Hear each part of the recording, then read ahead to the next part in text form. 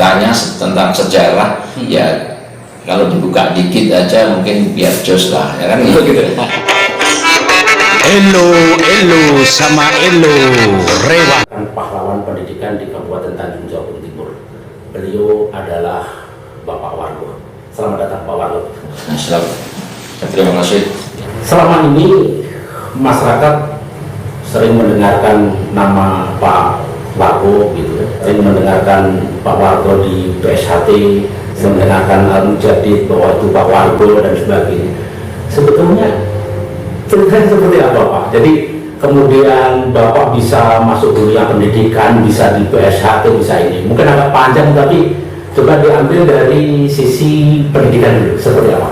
Oh, dunia pendidikan ini memang pendidikan S1-nya memang sebagai seorang guru, maka sekitar kurang lebih 25 tahun yang lalu terjun ke dunia pendidikan, khususnya di Tanjung Jabung Timur, melihat bahwa memang pendidikan ini penting untuk mengangkat harkat martabat, ya khususnya adik-adik kita, masyarakat Kabupaten Tanjung Jabung Timur untuk memperoleh pendidikan yang layak. Sehingga saya bersama teman-teman yang sudah sarjana, yang waktu kala itu ya, masih honor di sekolah, jadi SMP 4 ya, SMP 1 Dendang waktu itu.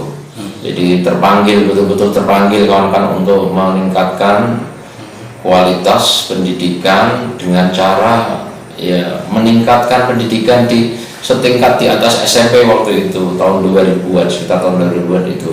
Sehingga di sana ada didirikan ya, sudah ada pendahulunya untuk SMA-nya, saudara ya senior kita Pak Fahmi ya, dengan Pak Toipur, kemudian saya ikut membidani karena waktu itu masih swasta, jadi saya ikut membidani untuk penegrian, sehingga di sana dipersiapkan oleh masyarakat di Dendang, berawal dari Dendang ini bahwa perlu adanya sekolah negeri. Iya, jadi itulah sebuah SMA negeri. Kemudian memang waktu itu tahun 2002-2003 itu ada tren bahwa SMK bisa itu vokasi itu ya? Ya, vokasi itu untuk pembekalan anak-anak, khususnya setelah SLTA itu sudah siap kerja, sehingga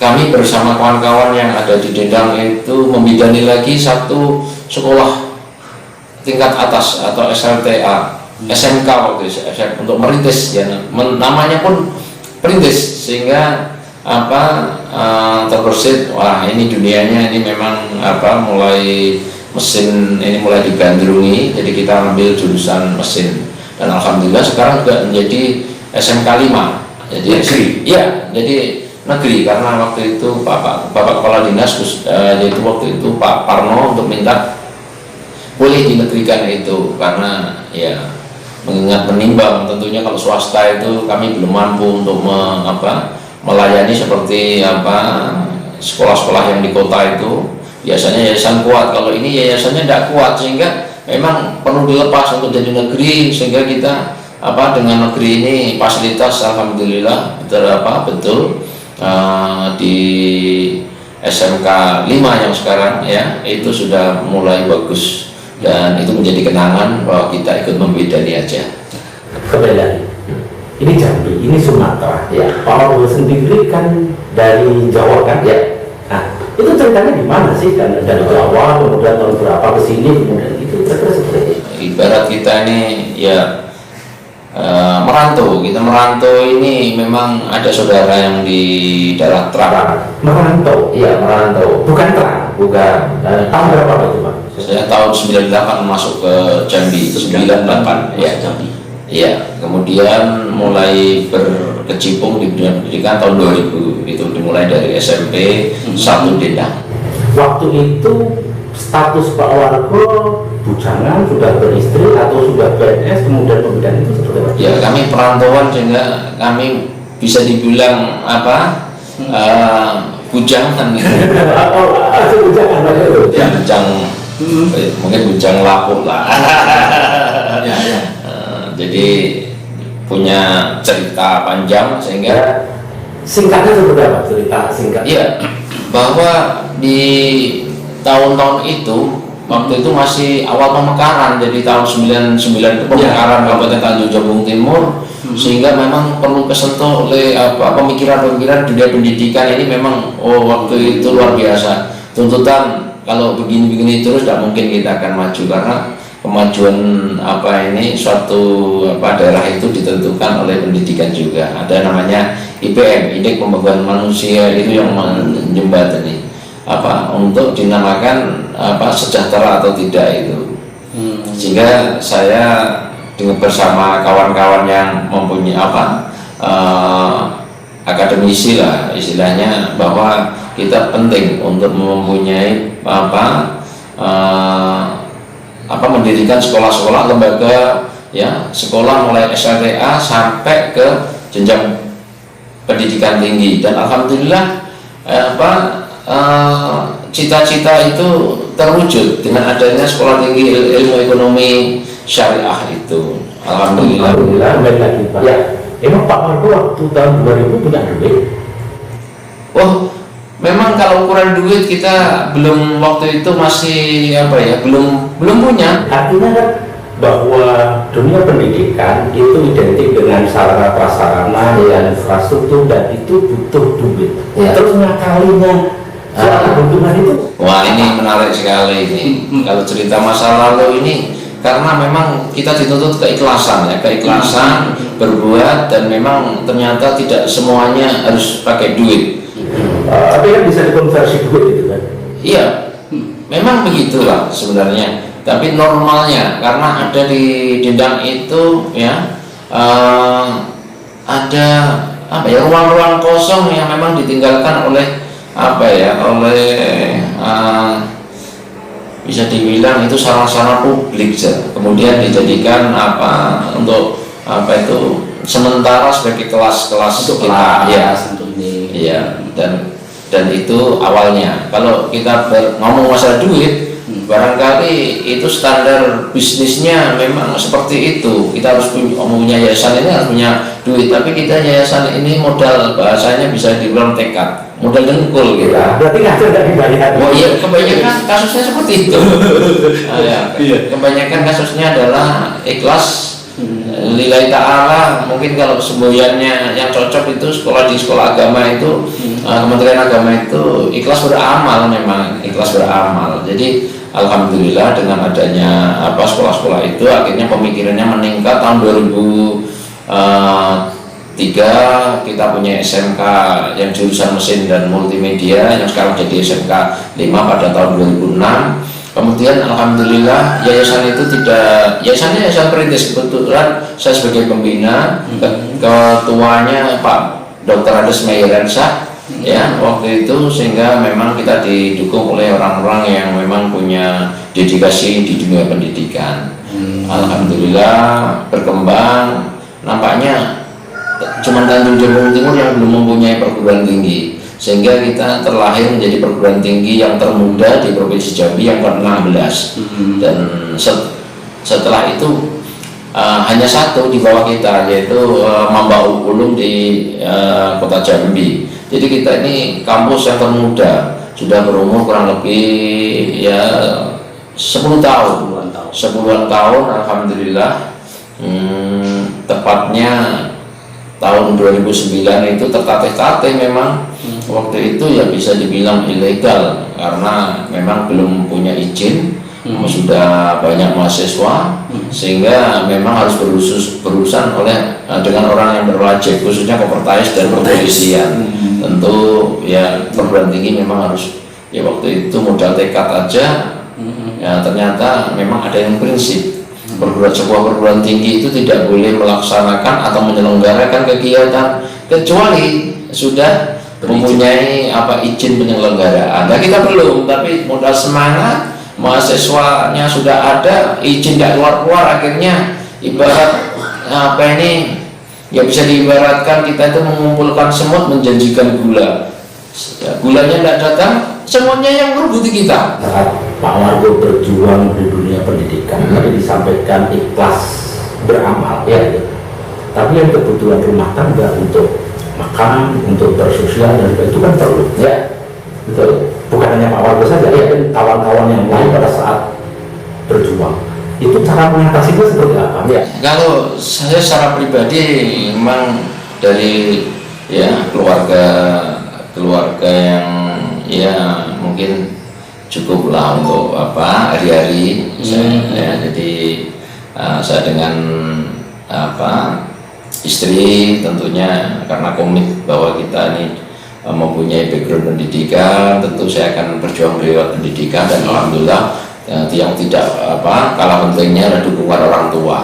Berarti istri menopang ini? Oh iya, justru perjuangan ini yang menopang adalah ya istri yang dikuati oleh orang tua, ya mertua. Jadi Pak Haji Ali Mas Kanan itu sebenarnya mempunyai peranan penting di dalam menyiapkan apa bahasanya itu ya dinamiknya. Ya, istri menopang ini. Oh iya. Itu pribadi Pak Wargo. Iya. Teman-teman yang lain. Nah, ini yang menjadi hal bahwa teman-teman yang lain ini tidak semuanya kuat, ya, tidak semuanya kuat sehingga jatuh berguguran karena mereka juga ya kebanyakan juga ngurus anak istri sehingga banyak telat apa honornya yang nggak seberapa sudah telat Beli beras nggak ada.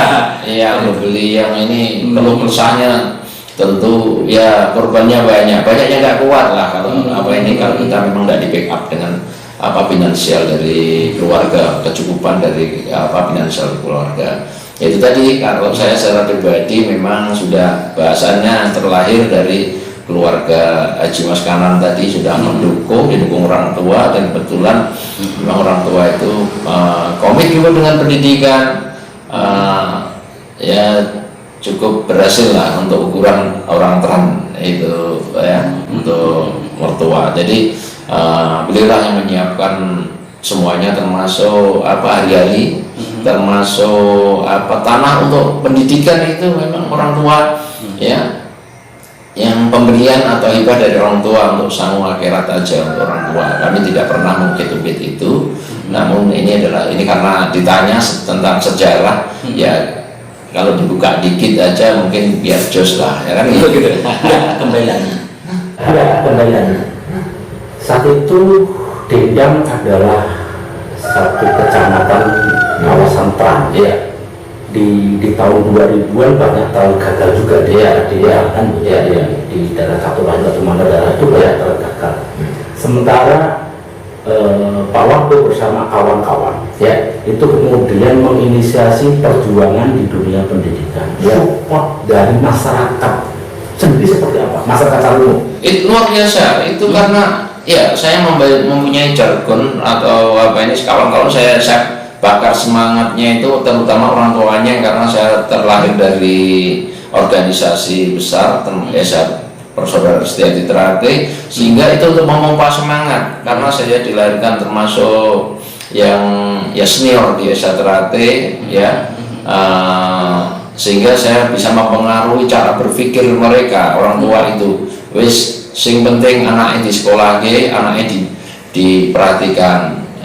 Kalau kita orang tua mungkin kebutuhannya sudah tidak terlalu apa ini sudah merasakan susahnya pahitnya ya pahit getirnya kehidupan maka yang biar anak-anak kita tidak apa ikut merasakan pahit getir itu bagaimana dibekali dengan pendidikan. Alhamdulillah antusias dan waktu itu apa ya awal tahun 2000 sampai 2003 itu saya galakkan kursus bahasa Inggris karena memang background saya kan Inggris. Bahasa Inggris ya. Dan punya kemampuan komputer walaupun waktu itu masih Microsoft aja sama Excel PowerPoint 3 itu iso-isoan tapi alhamdulillah berbekal satu dan ya, luar biasa itu zaman Pak Bupati Abdullah itu mensupport apa ini 10 komputer satu kecamatan dari 6 kecamatan Indo. Belum ada pemekaran itu bahwa apa itulah modal awal untuk memberikan semangat masyarakat Dendang khususnya dan akhirnya berkembang sampai Sabah Mendara Ilir Ranto Raso mulai berkembang itu pendidikan.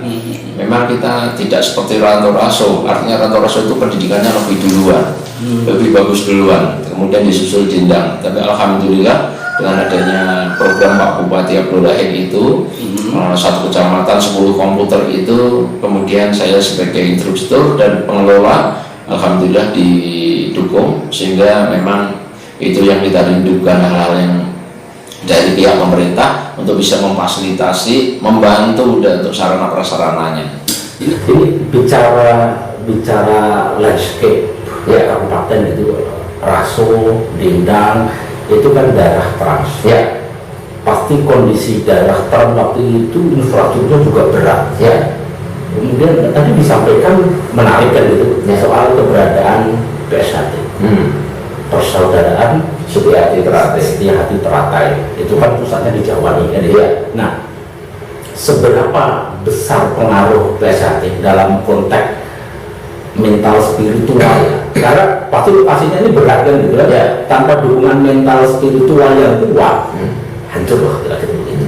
Nah, ini seberapa kuat PSHT mensupport, kemudian orang masuk anggota kemudian tersupport untuk ini gerakan, itu seberapa kuat perjuangan? Ya, luar biasa memang apa ini, semboyan SH Teratai ini memang menginspirasi banyak, khususnya yang telinga Jawa ini. Surodiro Jaya Ningrat, Surodiro Jaya Ningrat, Lebur Dining Panas ini. Sebenarnya bukan itunya, ya tapi SH yang punya bisa punya SH betul-betul yang apa ini, Sepiro Gedene Sengsara itu. Sepiro Gedene Sengsara. Seberapa besar ya cobaan sengsara, nah, itu sebenarnya adalah cobaan. Sepiro Gedene Sengsara amung jadi cobaan saja sebenarnya cobaan iya, sehingga di telinga orang Jawa dan semangat orang-orang Jawa itu memang luar biasa pengaruhnya, sehingga termasuk saya sendiri bahwa berani masuk di daerah yang masih perlu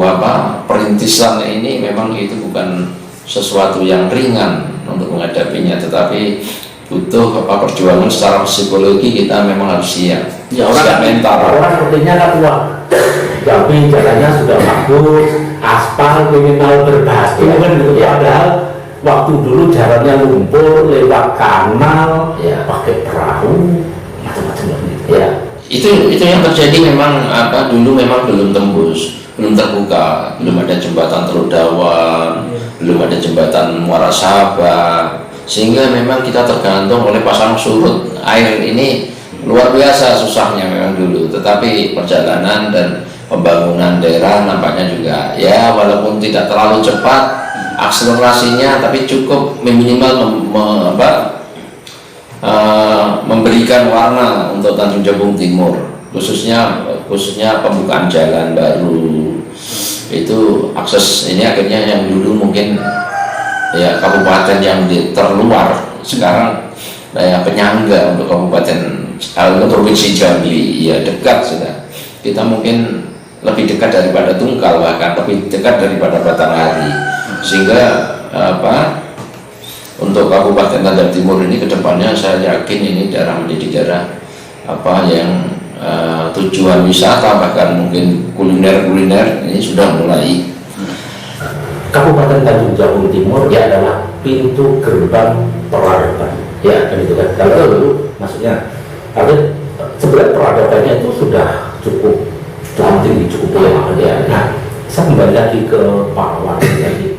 Sebenarnya Pak Wargo ini status CPNS itu tahun berapa sih?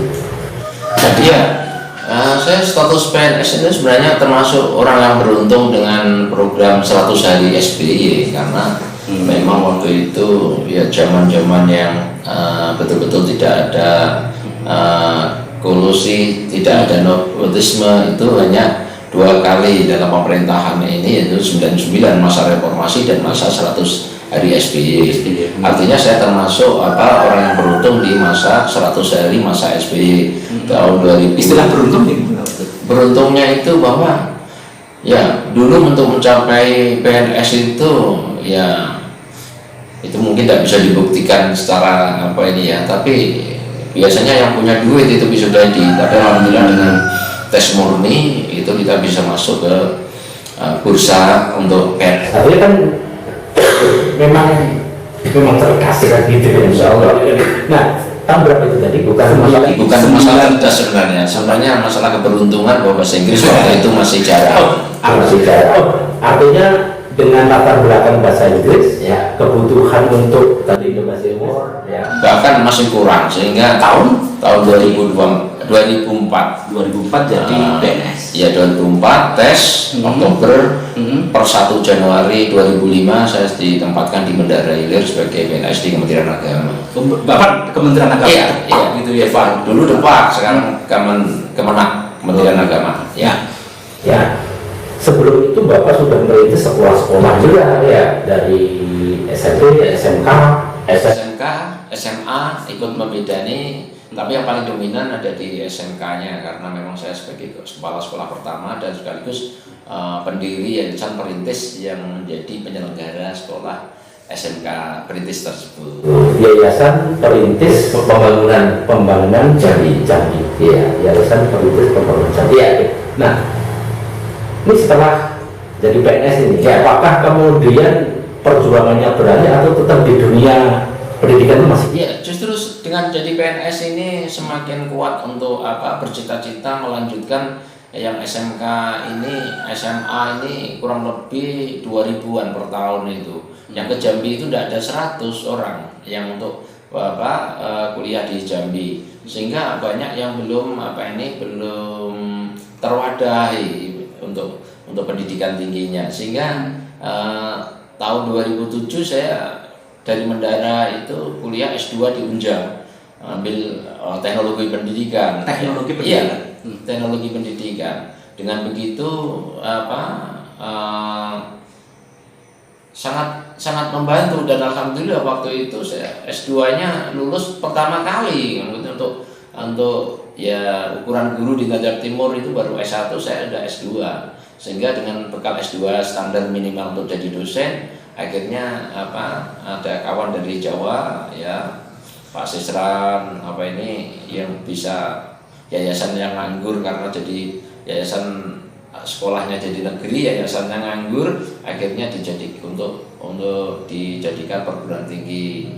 Alhamdulillah dengan cita-cita bersama itu, akhirnya memang perguruan tinggi walaupun tertatih-tatih awalnya, alhamdulillah sudah bisa meluluskan yang ke-5 karena 9 tahun sebenarnya. Yang ke-5 ini sekarang sudah bisa melulukan ke-5 dengan 3 prodi. Full tahun ini ya kurang lebih sekitar 250 orang yang studi ekonomi syariah, perbankan syariah dan hukum ekonomi syariah, iya, dengan gelar SE untuk ekonomi syariah, perbankan syariah juga SE, kemudian SA untuk hukum. Aku yakin ini selama dalam perjuangan, ya, nggak kasih uang sama istri, kemudian jadi PNS, kemudian kuliah untuk perjuangan, ya, kapan Bapak kasih uang untuk istri Bapak itu? Iya, ya, justru ya ini yang menopang ini memang kebanyakan dari rumah, sehingga memang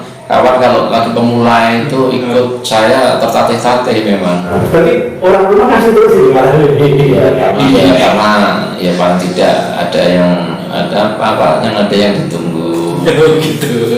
Sampaikan bahwa perjuangan di dunia pendidikan meskipun menjadi PNS itu berlanjut dan sebagainya. Kemudian tadi disinggung soal PSHT dulu nih, ya.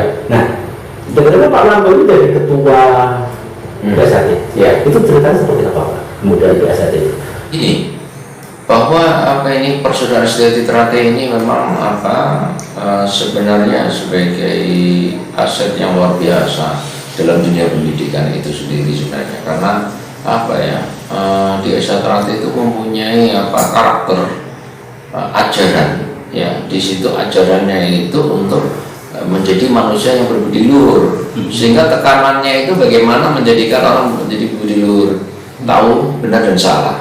Kemudian adik-adik kita ini dengan bahasa kalimat itu bisa menjiwai dan menjadikan hormat terhadap orang tua, senior dan sebagainya, itu memang menjadi budaya. Sehingga kalau diarahkan, kalau orang itu sudah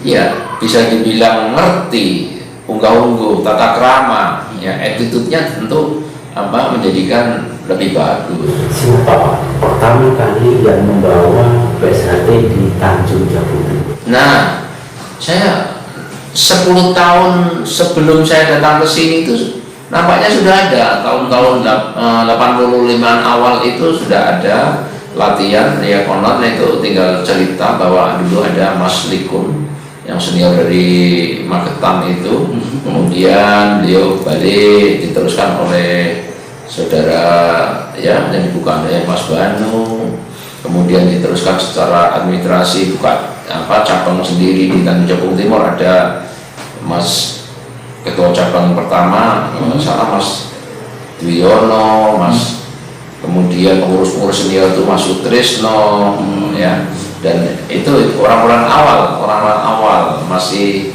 karena disambi dengan kerja di perusahaan Bukit Teriman itu ya, concernnya belum terpadu dengan pendidikan formal, sehingga itu masih pendidikan non formal yang betul-betul hanya untuk mencetak manusia berbudi luhur. Tetapi dengan kehadiran saya di Tanjung Jabung Timur ini terkombinasi dengan adanya ya itu tadi tinggal menambah dunia non formalnya sudah bagus, kemudian kami motivasi untuk ini tidak berhenti di sini saja, kita harus ada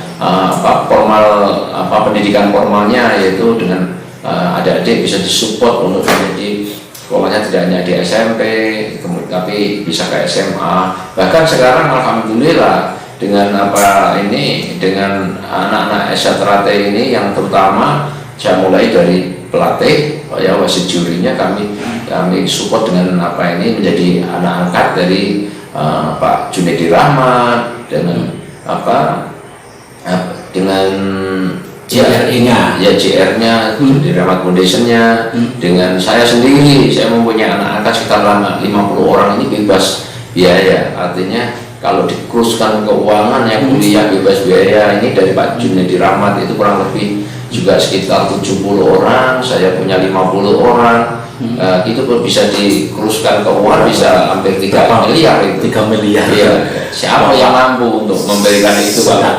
Ya. Artinya kalau bicara bisnis itu ya artinya keuntungannya kemudian nggak dimati sama sekali. Tidak ada sama sekali itu, karena ya mereka tidak ya namanya gratis atau free, karena mereka itu sebagai ujung tombak kami untuk bisa melatih di kampung-kampung, terutama hampir kita bagi per kecamatan itu 20 orang.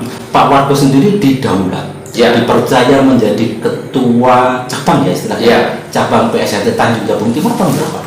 2018 karena adanya konflik internal PSHT, kemudian sehingga ada yang pro kontra, itu biasa lah, dinamika organisasi ya. Tapi kan sudah inkrah gitu kan. Oh ini kaitannya karena memang tidak bisa diselesaikan dengan musyawarah, maka pakai jalur hukum. Dengan jalur hukum itu ya di pihak kami alhamdulillah di kasasi sudah inkrah ya, logo baik itu logo maupun organisasi itu sendiri yang berhak memakai nama Persaudaraan Sejahtera itu adalah Kang Mas Murjoko, dengan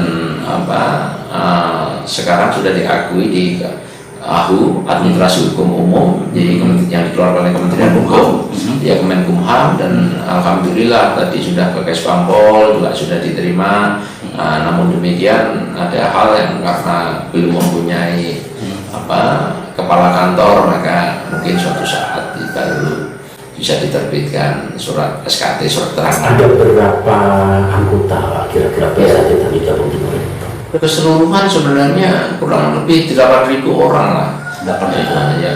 Dan ini nampaknya animo masyarakat ini, kalau biasanya cuma setahun itu bisa 100, sekarang sudah kami sudah sekitar 400, artinya 400% pertumbuhan di SHT Tanjung Jabung Timur ini. Tapi karena memang ada 2 kelompok ini tadi, sehingga ya paling tidak mengurangi solidaritasnya masih kocar-kacir. Bagaimana untuk menyatukan itu, tentunya kita berpijak pada keputusan hukum yang berlaku itu. Kita harus sadar hukum. Bagaimana kita menjadi warga negara kalau tidak sadar hukum tentu akan menjadikan presiden buruk bagi organisasi itu sendiri. Dan kita berharap nanti bisa bersatu lagi, bisa guyup rukun dengan melupakan semua yang sudah terjadi sehingga kita menjadi kuat. Itu. Ini pemikiran-pemikiran Pak Wakil itu kan kadang-kadang susah diikuti ini dunia pendidikan, negara, kemudian akhir-akhir ini Pak Warga konsen kemudian katanya beli wayang, beli gamelan dan sebagainya. Apakah seperti apa sebetulnya?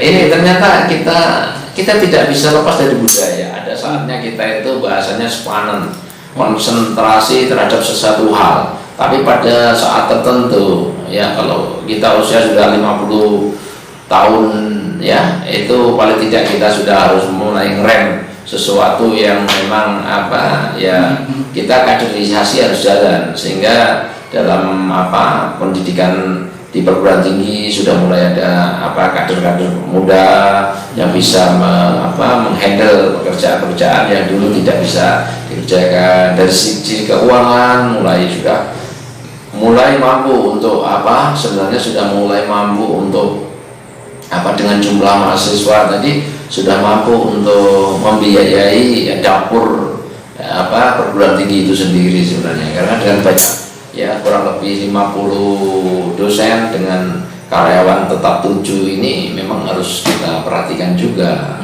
Ngobrol dengan Pak Wargo ini kan nggak selesai dalam satu hari, tapi saya kembali lagi bahwa Pak Wargo juga didaulat sebagai Ketua Dewan Pendidikan Kabupaten Tanjung. Iya, benar ya Pak ya. Kemudian sebetulnya pemikiran Pak Wargo sendiri terkait dengan dunia pendidikan itu mungkin agak cepat itu diulas, itu target-targetnya atau visi misinya seperti apa? Iya, untuk tentunya kita mempunyai target dan visi misi lah, khususnya membantu pemerintah dari Jawa Timur dalam meningkatkan indeks pembangunan manusia. Nah, tentu di Jawa menjadi ketua dewan pendidikan mungkin dipandang perlu bahwa saya juga memang satu-satunya dokter di Tanjung Timur yang saat ini sudah secara resmi mempunyai gelar dokter, dan dipandang mungkin mampu untuk melakukan kegiatan itu untuk membantu pemerintah khususnya dalam dunia pendidikan. Namun memang ini pandemi ini memang luar biasa, hambatannya masih banyak hambatan, dan program itu nyaris belum bisa jalan 100%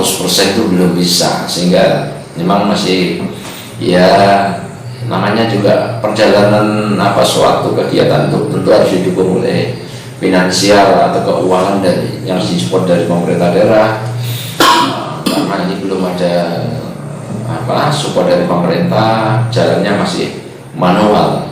Jadi mut-mutan ini dengan adanya Dewan Pendidikan, kami upayakan punya kantor sendiri, punya ini nanti tempat curhat, paling tidak menampung aspirasi dari kawan-kawan, dari masyarakat, dari pemerhati pendidikan, bisa langsung ke kantor Jalan Lorong Karya ini, bisa bertukar pikiran, aspirasinya juga bisa nanti kita salurkan ke pemerintah daerah yang khususnya memang ini sebagai lembaga resmi, sebagai Dewan Pendidikan, tentu bisa membantu pemerintah Tanjung Timur. Banyak problem dunia pendidikan ini, dan Pak Wargo sendiri sebagai Ketua Dewan Pendidikan Tanjung Jabung Timur, kira-kira yang bisa disampaikan seperti apa? Berkaitan dengan dunia pendidikan ini, kita sebenarnya sudah para pendahulu pendiri bangsa ini, bahkan ini adalah pendiri Republik yang terlupakan, itu sudah punya pendapat. Apa yang disampaikan oleh Pak Nadiem Makarim itu bukan hal yang asing sebenarnya. Itu dulu ada pendapat dari dari seorang tokoh Tan Malaka. Jadi bahwa tujuan pendidikan itu sebenarnya untuk mempertajam kecerdasan, dan juga untuk memperkokoh kemampuan. Jadi kalau sudah kita tajam dalam kecerdasan itu, tentu kita harus ada upaya memperkukuh dari kemauan, serta memperhalus dari perasaan, sehingga kalau kita terdidik, berpendidikan tinggi, kita tidak boleh egois. Kita harus bisa menerima dari berbagai sisi, apa yang terjadi di fenomena yang terjadi di sekitar kita, khususnya di dunia pendidikan. Dan tentu dengan adanya Dewan Pendidikan ini nanti bisa kawan-kawan yang di sana kan bukan hanya saya saja, kebetulan jadi ketuanya saja, nanti bisa ini terdiri dari banyak orang pemikir-pemikir yang nanti bisa berkolaborasi. Apa yang menjadi cita-cita kita ini bisa menjadikan seperti keinginan dari pendiri bangsa kita, yaitu dengan tujuan pendidikan tadi untuk mempercerdas dan untuk mempertajam dan memperkokoh kemauan serta juga memperhalus perasaan. Tentu itu hasil ending daripada ini nanti pendidikan itu seperti itu. Pak Nadiem juga itu sekarang ada bebas atau merdeka belajar, itu sebenarnya sudah dipikirkan jauh-jauh hari, bahkan sebelum Bung Karno itu. Kalau dipikir sebelum Bung Karno ya itu ada tokoh tadi bahwa itu punya pendapat seperti itu. Merdeka belajar aplikasinya di Tanjung Jabung Timur ya, menurut pandangan Dewan Pendidikan seperti apa? Ya, untuk bebas belajar ini dengan memang ada keterbatasan terkait dengan adanya zona-zona yang masih blank dari sinyal. Tapi sebenarnya kita itu sudah tersedia, hampir nyaris tidak ada bedanya dengan kota-kota besar. Malah kalau ada sinyal sebenarnya kita sudah tidak berbeda. Anak-anak kita sudah Android pegangannya. Jadi kita bebas untuk belajar ini bagaimana berekspresi, berinovasi. Tentunya ya kreativitas tidak kalah penting itu. Di dalam inovasi itu tentu di situ syarat dengan kreativitas. Sebagai seorang guru, sebagai seorang ya tentunya pengurus Dewan Pendidikan, ini kita memang setuju dengan bebas merdeka belajar ini ya. Tentu tidak terbatas oleh dinding atau tembok sekolah saja. Kita dimanapun kita sudah bisa membuka bahkan guru kita ini ya Mbak Google itu mungkin lebih luas. Cuman memang sentuhan dari seorang guru itu penting, dan memang ini yang bisa memperhalus daripada perasaan itu. Persoalannya adalah ya Kabupaten Tanjung Jabung Timur ini berdasarkan perhitungan ya itu ternyata guru honorernya banyak ya, kemudian PNS-nya yang pensiun juga banyak ini. Dan problem itu kemudian dorongan Dewan Pendidikan agar teman-teman honor ini bisa jadi PNS atau tenaga P3K ya, seperti apa? Ya, bagus sekali sebenarnya kesempatan atau peluang ini kurang lebih untuk tahun 2022 ini, kalau tidak salah data itu kurang 400-an orang yang akan pensiun, tapi kebanyakan mereka kan di guru SD kan, di guru SD. Sementara SD itu mempunyai nomenklatur pendidikan spesial, artinya memang guru kelas ya. Yang guru kelas ini ya tentu memang sekarang banyak yang memang banyak yang honor, tapi kadang-kadang honornya tidak pas dengan jurusannya, sehingga mismatch, sehingga memang pemerintah daerah khususnya dinas pendidikan ini memang harus mengkalkulasi, menghitung dari kebutuhan itu, dan kemudian nanti proyeksinya sebenarnya kenapa harus dari orang luar kalau bisa orang dalam ini bisa memenuhi kuota yang dibutuhkan untuk untuk kepegawaian Tanjung Jabung Timur. Yang saya dengar memang itu minimal, kalau memang tidak itu bagaimana untuk P3K itu ya paling tidak menjadi obat ya untuk daya tahan, menjadi imun bagi guru honorer itu. Tadi di depan kan disampaikan selama perjuangan pasti Pak Wargo tahu kan itu jatuh bangunnya orang karena kebutuhan rumah tangga tidak terpenuhi. Ini banyak honorer yang honornya 500.000 untuk 1 bulan, infrastruktur jelek, mereka harus pulang pergi gitu, nggak cukup untuk sosial, nggak ada. Bisa nggak kemudian Dewan Pendidikan itu memberikan support ke pemerintah untuk ini diangkat sih minimal tadi PDKK itu harapan, masih berupa harapan yang memang masih kita pikirkan dalam pengertian untuk perencanaan depan. Seharusnya memang itu menjadi perhatian, menjadi concern bagi Dewan Pendidikan dan pemerintah daerah, bisa mengangkat itu minimal tadi pemetaan itu penting, mappingnya itu jelas bahwa Tanjab Timur ini butuh ini loh, butuh guru ini, guru mata pelajaran ini, sehingga apa kalau sudah di mapping itu nanti kita tahu kayak kapasitas ini apa terpenuhi apa belum untuk kebutuhan kita ya, terpenuhi oleh anak-anak kita yang benar belum, karena memang kadang-kadang terlewatkan.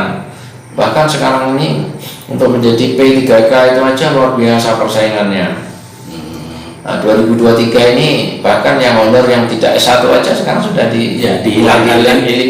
Ya. Ada batasan di 2023 PHTT atau honor-honor yang lain sudah ada lagi dari dosen gitu ya. Nah, saya kembali lagi ini ke soal SDM jadi ini banyak warga Tanjung Jabung Timur yang lulus SMK maupun SMA tidak bisa melanjutkan kuliah.